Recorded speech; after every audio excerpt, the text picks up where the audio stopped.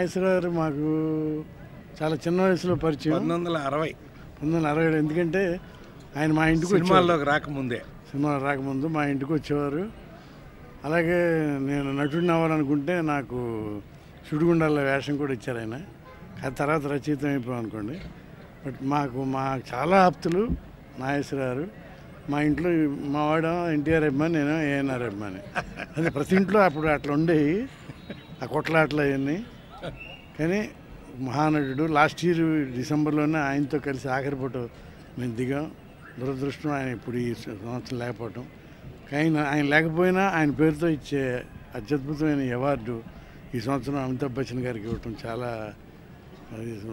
మెచ్చుకోదగ్గ విషయం. ఎందుకంటే వీళ్ళు ఎంత గొప్ప నటులో ఆయన ఉత్తర భారతదేశంలో, దక్షిణ భారతదేశంలో అంత గొప్ప. ఓడించాలనుకునేవాడు వెంట పడతాడు, వాడు ఎప్పుడు వెనకే ఉంటాడు. గెలవాలనుకునేవాడు ముందుంటాడు, ఎప్పుడు గెలుస్తూనే ఉంటాడు. నా లైఫ్లో 3 లవ్ స్టోరీలు ఉన్నాయి.